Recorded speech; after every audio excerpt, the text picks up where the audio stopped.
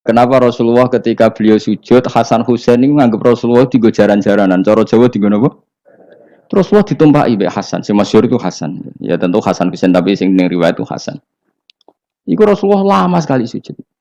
Sampai sahabat itu karena saking dekatnya wahyu, zaman itu cara berpikir ahadasa fihi syai'un atau ahadasa fin nabi syai'un. Apa nabi ada wahyu baru sehingga sujud selama itu.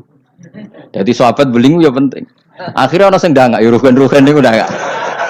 Mergo sujudnya agak wajar apa? Kan nabi kan tentu istiqomah, biasanya 2 menit ya 2 menit, biasanya 1 menit. Ini kok sampai 5 menit semua. Akhirnya sahabat sing gak terima ndangak. Iki ada wahyu baru bahwa aturan sujud harus selama itu. Ndangak. Jebule ono Hasan. Oh iki to perkarane. Tapi baru kayak sahabat beling iki ono riwayate. Cara dekne ra nginceng. Jadi kadang beling ya penting. Tapi sing beling ben sahabat. Mergo tetep akeh ganjarane. Iki ora usah salat dangak-dangak ngono ora usah. Kau belingi sahabat paling ngono belingmu kebablas. Akhirnya Nabi ngendikan, tadi saya sujud, sebetulnya saya ingin standar, ingin istiqomah, tapi ada cucu saya. Terus alasannya Nabi, ben putuku ramangkel be aku. Jangan sampai kebaikan itu jadi problem bagi anak cucu kita. Coba misalnya Nabi kiai-kiai nyarang saiki. Cah cilik nomor tok ora usah masjid biasanya. Itu nek ono cah cilik teko jare karena khotibe tersinggung, pidato ora dirungokno. Dia momen jadi khotib kan ngono kok diganggu apa? Biasanya sing ngamuk khotib.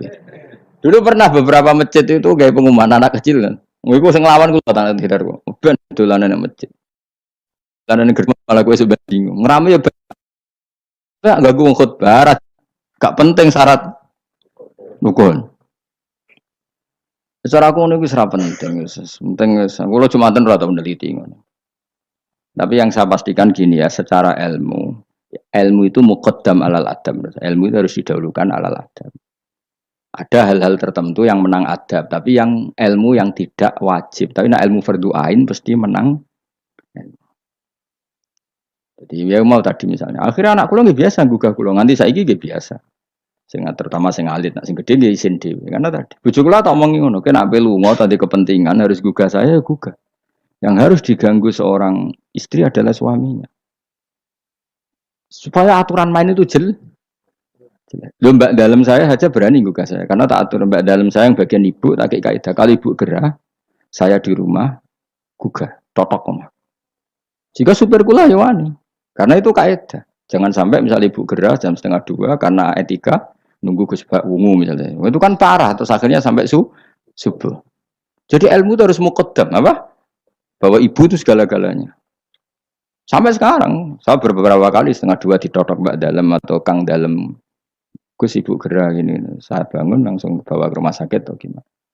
Etika itu ba'dal ilm. Jadi ketentuan ilmu itu nomor 1. Iya, gue cukup anak kiai kok delok TV itu rasa etika. Teman. Tapi mesti mbok pikir gak delok ning omah tapi delok ning tangga.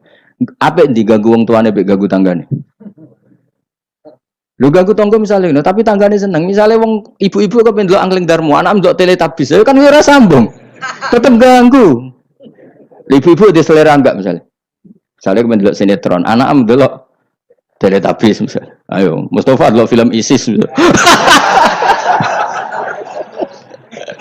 Kan jenenge wong kan selerane beda-beda. Naruh kan ndelok bolot misalnya kan. Wong aku es kiai kecelok wong alim. Seneng ndelok TV nganti saiki ya mak lampir. Mergo ora mikir, aku pokoke seneng ndelok TV ora mikir. Bojoku ya eskal. Nah, cawe itu kan seneng ndelok film wong ayu-ayu, mergo ndelok penampilane. Nah, aku seneng ndelok mak lampir, Angling Darmo sing lucu-lucu, sing mukhal. Dadi karwan ra tak pikir ngono.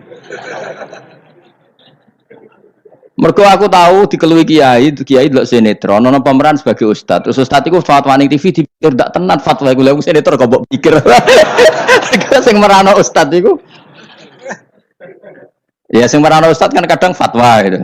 Lah kiai iki delok tersiksa ambek fatwa ustad iki. Tadi kan ulun tersiksa Gus ambek fatwa ustad sini TV. Ustad sapa pemeran ustad.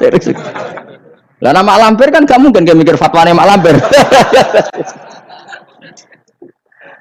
Tapi setan wis setruk.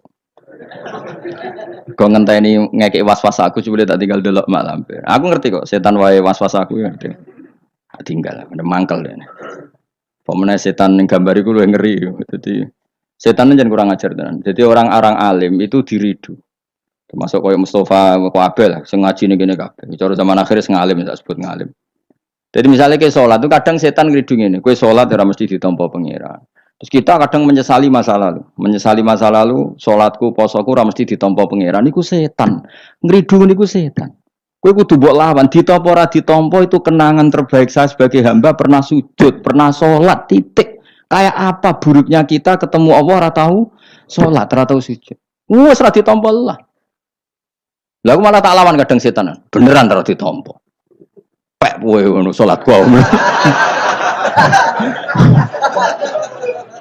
Mungkin ora tau salat, pek-pek salat gua. Karena setan mau kepinginnya supaya orang menyesali atas kesalahan di masa lalu. Kayak apa? Lu tahu soleh kok getun. Juga kok ngene lho contoh ning fisik. Aku ngrumat cah yatim secara ikhlas. Mulai cilik bareng gede kuliah dadi wong lali aku. Bareng lali aku terus aku getun ngrumat cah iku ternyata gak bales jasa. Lu kamu ngrumat dia secara ikhlas itu sudah ana ana wa kafilul yatim ka hateni fil jannah. Kok malah kowe saiki dadi murahan arep-arep dibales jasa hanya karena tamak kamu anak yang kamu rumat sekarang jadi menteri misalnya. Cek goblok. Ikhlas kamu itu janjine swarga, tamak kamu iku setan. Kancanan seringnya ngono, kancanan pondok ikhlas melarat ikhlas bareng kancane sugih utang ra oleh udah asal dhisik kancaku saiki kok medhit mbek aku. Itu tidak perlu seperti itu. Masa lalu kita yang ikhlas itu masa lalu yang luar biasa. Nah, tapi setan kepengen batalno ikhlas di masa lalu. Makanya di Ikhya itu setan saking kurang ajar. Ikhlas yang kliwat itu udah adek. Nah, zaman kue goblok kan mesti ikhlas loh. Lan cara Mbah Mun guyonane santri mbek kiai ku ikhlas santri. Mergo santri ku nyucup kiai sapa ikhlas. Bareng dadi kiai pikir-pikir ni rival ini ora kan. Dise asal kiai dicucup zaman santri ya ta. Bareng dadi kiai, ki rival, iki rapati alim gitu. Ikhlas dia ya. Kelakuanem lha apik endi kan. Kamane kok angel temen nerangno. Ayo kelakuanem apik endi zaman mondok wis saiki. Ning bab iku lho. Oh ya, boleh kisi ngomong iki lho. Apik zaman mondok. Wis dadi kiai mikir kan. Mana sro kiai politik Mustafa wah menarik cara dia. Jadi, nah, kalau ada setan seperti itu tinggalnya dulu mak lampir. Lu kalau lah sering diridu setan. Sampai kadang kula saking ekstrim, mana ada kuwetan sing ngandani.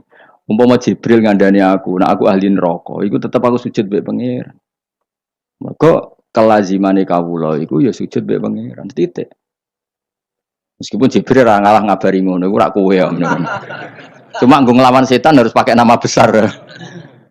Jadi setan itu jangan kurang ajar tenan. Jadi barang sing wis kliwat itu udah makanya disebut alladzi yuwaswisu fi sudurin nas. Maka ada ulama yang sampai cara ngendikan gini.